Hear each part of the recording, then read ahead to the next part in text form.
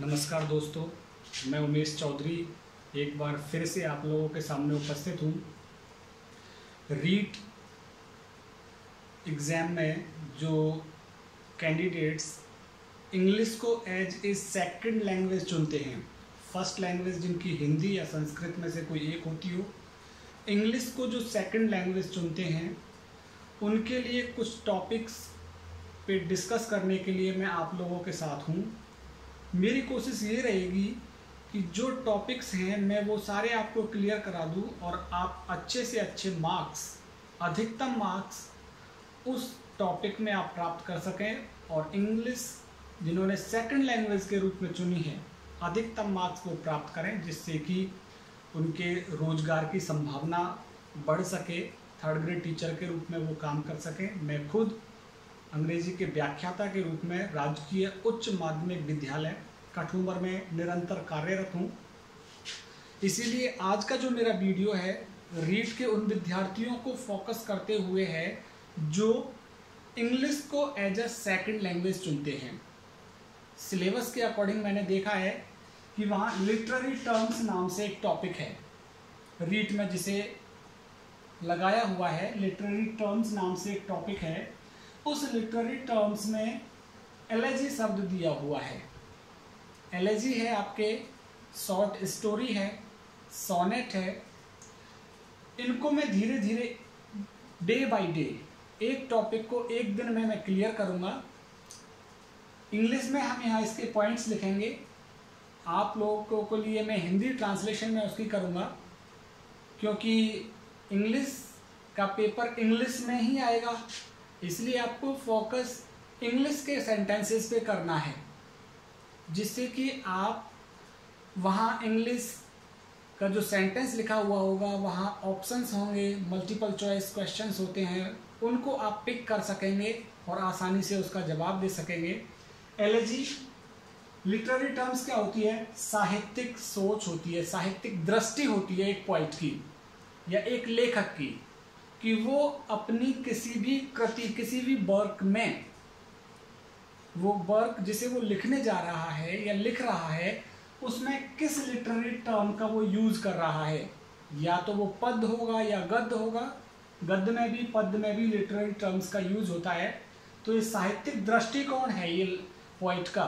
Means to say literary terms is a style और a technique which is used by a poet and a writer at the time of composing his poem or at the time of writing his work। ये है अपनी गद्य या पद्य को लिखते हुए जो भी पैटर्न, जो भी टेक्निक, जो भी स्टाइल यूज की जाती है कवि या लेखक के द्वारा, वो लिटरेरी टर्म कहलाती है। अब हमारा मेन टारगेट है एलेजी। एलेजी क्या होता है? हिंदी में मैं इसको लिख देता हूं। हिंदी आपके लिए ज्यादा इंपॉर्टेंट नहीं है, क्योंकि पेपर में आपके पास इंग्लिश होगी। फिर भी मैंने यहाँ पे लिखा है एलेजी क्या होती है? शोक गीत।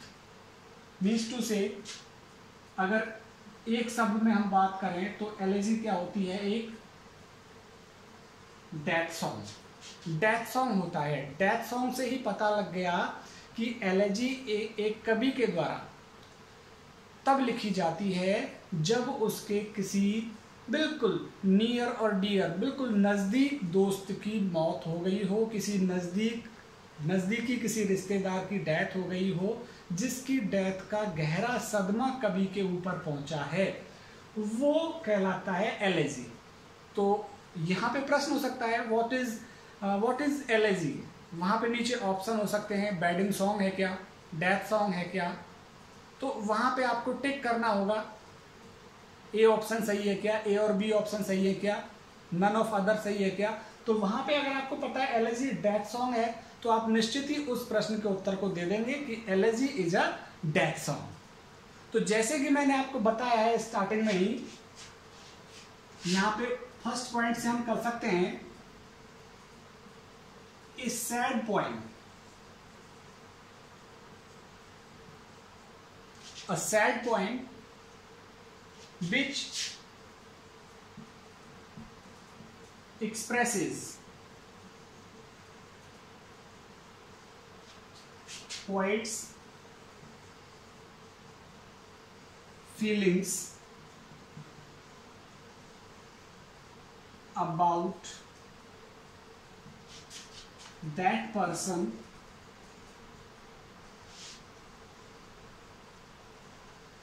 who is no more.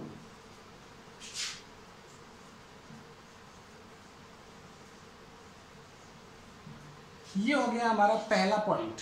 पहला पॉइंट में क्या कह रहा है? अ सैड पोएम, एक दुखी कविता है। ये दुख की कविता होती है। विच एक्सप्रेसेस, जो अभिव्यक्ति देती है, किस चीज को प्रकट करती है? पोएट्स फीलिंग्स, कवि की भावनाओं को। कौन सी भावनाओं को? अबाउट दैट, उसके अबाउट दैट पर्सन, उस व्यक्ति के बारे में कवि की भावनाओं को प्रकट करती है। हु इज नो मोर, जो अब है ही नहीं इस दुनिया में। कहने का मतलब दूसरे पॉइंट में हम देखें, इट्स थीम, इसकी जो विषय वस्तु होती है वो कैसी होती है? मेलैंकोलिक। इसकी जो थीम है वो मेलैंकोलिक होती है, दर्द भरी होती है। दूसरे शब्दों में हम बात करें, इट इज ए लेमेंटेशन,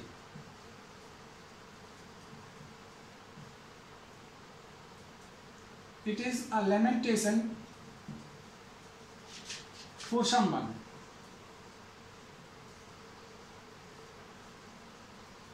ये किसी के लिए लेमेंटेशन होता है, शोक गीत होता है। एलेजी, एलेजी क्या होता है? इट इज अ लेमेंटेशन, ये शोक होता है किसी उस व्यक्ति के लिए जो अब दुनिया में नहीं रहा है। दूसरे शब्दों में हम बात करें, it is a tribute,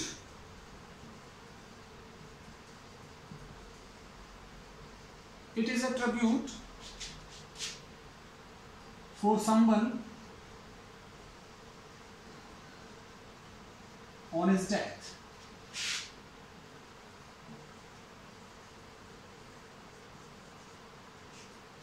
It is a tribute, ये एक श्रद्धांजलि होती है। for someone, किसी के लिए, किसी व्यक्ति के लिए ये श्रद्धांजलि होती है कवि के द्वारा या लेखक के द्वारा। किस अवसर पर? on his death, किसी दूसरे की व्यक्ति की मृत्यु पर प्रकट की जाने वाली भावनाएं श्रद्धांजलि के रूप में कवि यहाँ पे देता है। तो यह 4 पॉइंट्स के माध्यम से हमने देखा है। सैड पॉइंट, एक दुख छिपा होता है इस कविता के अंदर, जो अभिव्यक्ति करती है कवि की भावनाओं की उस व्यक्ति के बारे में जो इस दुनिया में नहीं है।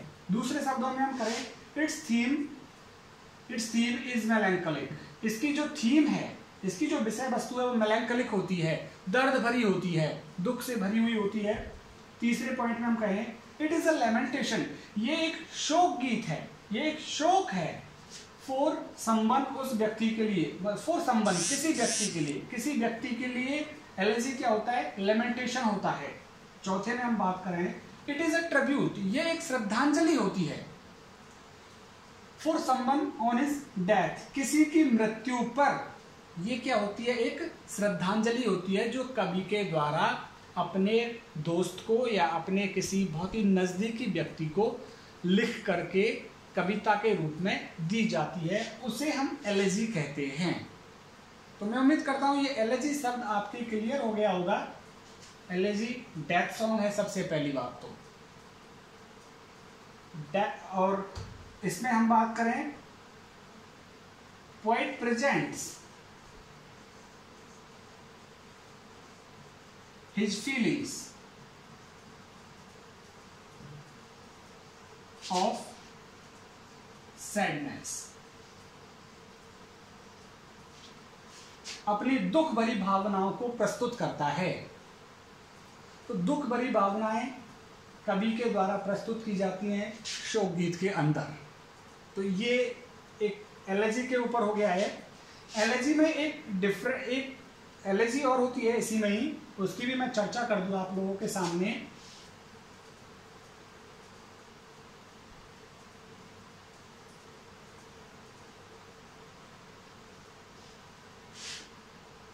एलेजी एक पेस्ट्रल एलेजी भी होती है।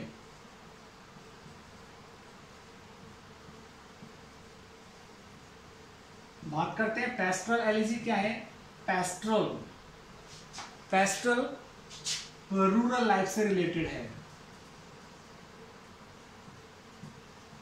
Rural life, village life.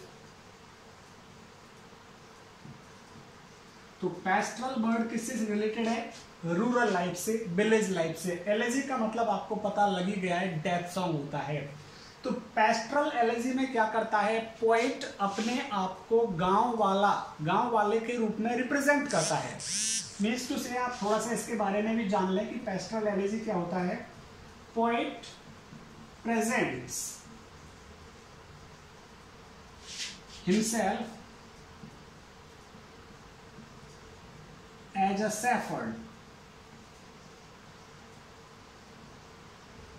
and expresses his ideas, expresses his feelings on someone's death.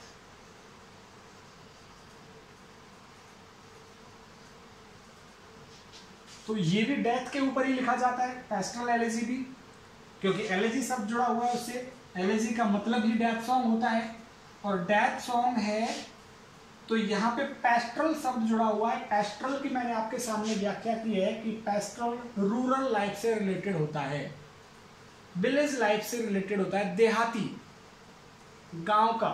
और यहाँ पे इसमें क्या करता है, पोएट प्रेजेंट्स हिमसेल्फ, कभी अपने आप को प्रस्तुत करता है एज अ शेफर्ड, एक गडरिये के रूप में, भेड़ चराने वाले के रूप में, एंड एक्सप्रेसेस, और अभिव्यक्त करता है हिज फीलिंग्स, अपनी भावनाओं को, ऑन समवन्स डेथ, किसी की मृत्यु के ऊपर।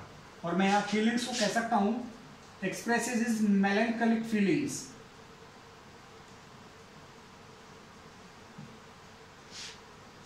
मेलैंकोलिक फीलिंग्स को एक्सप्रेस करता है, अपनी दुख भरी, दर्द भरी फीलिंग्स को प्रकट करता है किसी व्यक्ति की डेथ के ऊपर। तो कहने का मतलब एलिजी एक डेथ सॉन्ग है। अभी मैं आपको 4-5 इंग्लिश के अंदर जो इंपॉर्टेंट एलिजीज हैं वो आपसे नहीं पूछी जाएंगी, सिर्फ एलिजी की विषय वस्तु आपसे पूछी जाएगी कि एलिजी क्या चीज़ है, किसके ऊपर लिखी जाती है, कभी क्यों लिखता है एलिजी को। तो मेन जो टारगेट है वो इसमें आपको ये याद रखना है, elegy is a death song. अगर पेस्ट्रल एलिजी आ जाता है तो पेस्ट्रल एलिजी में कभी अपने आप को गांव वाले के रूप में प्रतिनिधित्व करते हुए अपने दोस्त की डेथ पर ही उसको लिखता है पेस्ट्रल एलिजी को। अभी मैं आपके सामने 4-5 उदाहरण देता हूं जो अंग्रेजी में, इंग्लिश लिटरेचर के अंदर जो बेस्ट एलिजीज कही जाती हैं, उन बेस्ट एलिजीज का मैं आपके सामने उदाहरण दे रहा हूं। थॉमस ग्रे एक पोएट हैं, आपको इस पे ज्यादा फोकस नहीं करना है। थॉमस ग्रे एक पोएट है, उन्होंने लिखा है elegy written in a country churchyard, elegy written in a country churchyard.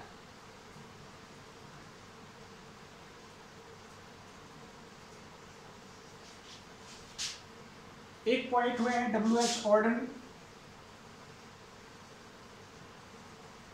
उन्होंने लिखा है in memory of W.B. Yeats, in memory of W.B. Yeats.